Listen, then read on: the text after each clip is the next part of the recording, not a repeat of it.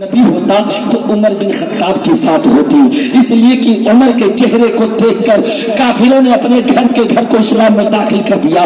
جس قبیلے میں عمر جاتے تو لوگ دروازہ بند کر لیتے، عورتیں دروازہ کھول کر کے آتی اور کہتی مجھے دامن اسلام میں داخلہ لے لو۔ یہی وجہ ہے عمر بن خطاب کے زمانے میں جتنے شہر فتح ہوئے اتنا شہر کسی کے زمانے میں فتح نہیں ہوا ہے، اس لیے کہ عمر کے زمانے میں خالد حصہ لاری اختیار کی تھی، اور خالد بن ولید جس جنگ میں ہوتے تھے اللہ تعالیٰ اس جنگ کو فتح نصیب فرماتے۔ سبحان اللہ۔ یہ سپہ سالار تھے تو تمام صحابہ بھی ان کے ساتھ میں تھے۔ خالد بن ولید جنگ لڑتے گئے ان کا امامہ شریف نیچے گر گیا۔ تمام صحابہ نے دیکھا کہ خالد بن ولید کا امامہ جب نیچے گرا تو یہ امامہ تلاش کرنے لگے۔ اس وقت صحابہ کو بڑا غصہ آیا کہ یہ سپہ سالار ہیں، یہ امامہ تلاش کر رہے ہیں، یہاں مسلمان کاٹے جا رہے ہیں، مسلمانوں کو مارا جا رہا ہے، یہ کیسے سپہ سالار ہے کہ مسلمانوں کو بچاتے نہیں ہیں، اپنا امامہ تلاش کر رہے ہیں۔ خالد بن ولید نے امامہ کو تلاش کر لیا۔ تلاش کرنے کے بعد جب سر پہ امامہ رکھنے کے بعد دشمنوں کو کاٹنا شروع کر دیا اور مسلمانوں کی جیت نصیب ہوئی تو راستے میں جب صحابہ جانے لگے تو صحابہ نے پوچھا اے خالد بن ولید، جنگ میں تم کو میں نے دیکھا کہ تم امامہ تلاش کر رہے تھے، مسلمان مارے جا رہے تھے، تمہیں اس کی کوئی فکر نہ ہوئی؟ تو خالد بن ولید نے کہا میری طاقت زمین پر گر گئی تھی، میں طاقت کو تلاش کر رہا تھا۔ تو صحابہ نے پوچھا ارے امامہ میں کون سی طاقت ہے؟ تو خالد بن ولید نے جواب دیا جنگ جیتنے کا راز میرے یہ ہے کہ امامہ شریف جب سر پہ لگاتا ہوں تو جنگ جیت جاتا ہوں، اس لیے کہ میرے امامہ میں نبی کے منہ پاک ہے جس کی برکت سے جنگ میں فتح کر لیتا ہوں اور اللہ تعالیٰ مجھے کامیابی کامرانی عطا کرتا ہے۔ سبحان اللہ، نعرہ تکبیر، نعرہ رسالت، سبحان اللہ سبحان اللہ۔ وہ عمر بن خطاب جن کے خوف سے شیطان مجلسیں چھوڑ کے بھاگ جاتا، ایک مرتبہ اماں عائشہ صدیقہ رضی اللہ تعالی عنہا بیان فرماتی ہیں کہ مصطفیٰ جان رحمت تشریف فرما تھے اور میں بھی تشریف فرما تھی۔ اماں عائشہ صدیقہ رضی اللہ تعالی عنہا سے روایت ہے، وہ کہتی ہیں قام النبی صلی اللہ علیہ وسلم فسمعنا لغتا وصوتا صبيان فقام النبي صلی اللہ تعالی علیہ وسلم فاذا حبشیۃ تسبح والصبيان حولها۔ نبی بالائے خانہ پہ تھے، اماں عائشہ بھی چھت کے اوپر تھی۔ اماں عائشہ فرماتی کہ کچھ میں نے آوازیں سنی شور شرابے کی کہ بچے آواز کر رہے ہیں، تو میں نے کہا یا رسول اللہ یہ کیسی آواز آ رہی ہے؟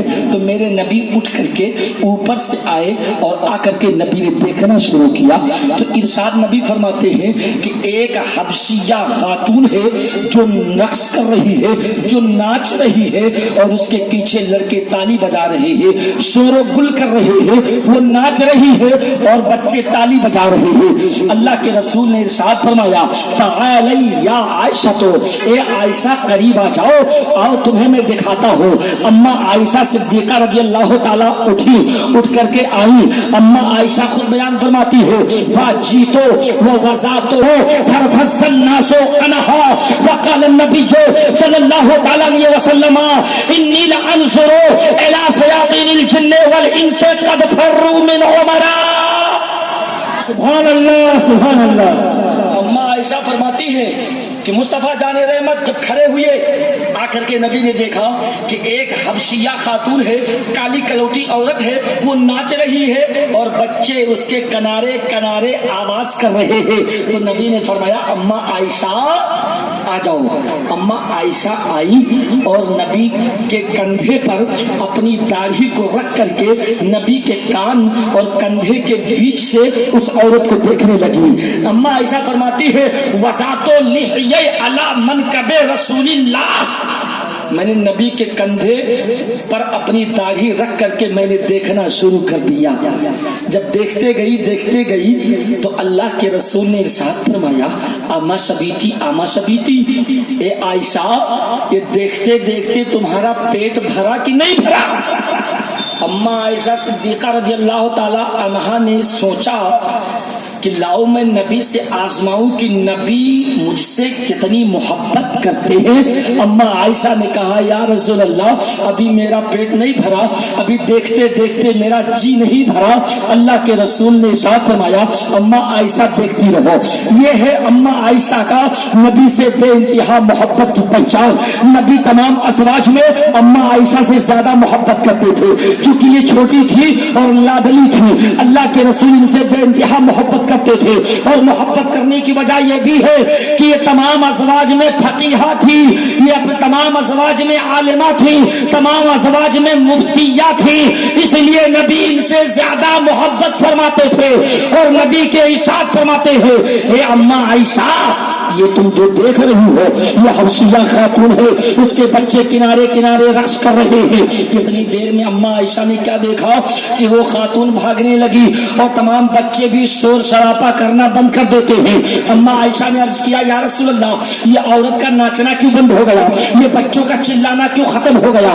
तो अल्लाह के रसूल ने इरशाद फरमाया इज़ तलआ उमरो, उस औरत ने उमर को आते देख लिया है, बच्चों ने उमर को देख लिया है, इसलिए चिल्लाना बंद कर दिया, औरत ने नाचना बंद कर दिया।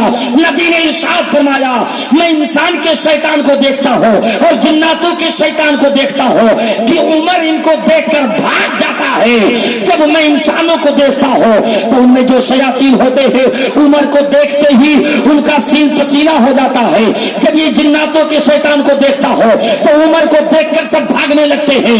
नबी ने फरमाया उमर ऐसा इंसान है जिसको देखकर इस्लाम के अंदर बढ़ोतरी पैदा होती है। उमर ऐसा इंसान है जिसको देखकर अल्लाह फरमाता है इस्लाम इसके जरिया बुलंदी पर पहुंचे। सुभान अल्लाह, नारे तकबीर, नारे रिसालत, सुभान अल्लाह, सुभान अल्लाह। ये उमर जिनकी ताकत का आलम ये था कि उमर बिन खत्ताब के ताल्लुक से नबी फरमाते हैं कि उमर कोई मामूली आदमी नहीं, उमर को अल्लाह ताला ने बड़ी ताकत अता किया है। उमर को अल्लाह ने कितनी ताकत अता की थी। अब्दुर्रहमान इब्ने औफ से खुतबा देते देते उमर बिन खत्ताब ने एक जुमला कहा या सारियतो अल जबला, या सारियतो अल जबला, या सारियतो अल जबला। 3 मरतबा उमर बिन खत्ताब ने ये जुमला कहा, जबकि ये जुमला खुतबा के अंदर नहीं है, ये जुमला कोई इमाम नहीं कह सकता है, लेकिन उमर बिन खत्ताब ने उस जुमा के दिन आपने फरमाया या सारियतो अल जबला, या सारियतो अल जबला, या सारियतो अल जबला। ये 3 जुमला जब उमर बिन खत्ताब ने कहा तमाम नमाजियों को एक हैरानी हुई। अब्दुर्रहमान इब्ने औफ हैरान है, शशदर है, वो सोचते हैं नमाज खत्म हो जाए तब मैं उमर से पूछता हूँ। जब नमाज खत्म हो गई जुमा की नमाज के बाद उमर बिन खत्ताब के करीब अब्दुर्रहमान इब्ने औफ आए। आने के बाद पूछा ये सरकार अमीरुल मोमिनीन, हमने इससे पहले किसी खुतबे में या सारियतो अल जबला नहीं सुना, आखिर आपने खुतबे में या सारियतो अल जबला क्यों फरमाया।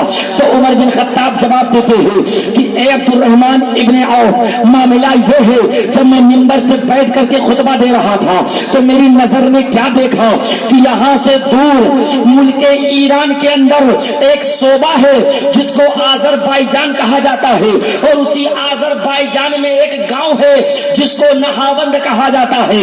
उसी नहावंद गांव में एक पहाड़ी पर मुसलमान जंग करने के लिए गए हैं और वो मकाम नहावंद मदीना से 1 महीने की मसाफत रखता है। अगर कोई आदमी जाना चाहे तो 1 महीना में मदीना से वो मकाम नहावंद पहुंचेगा।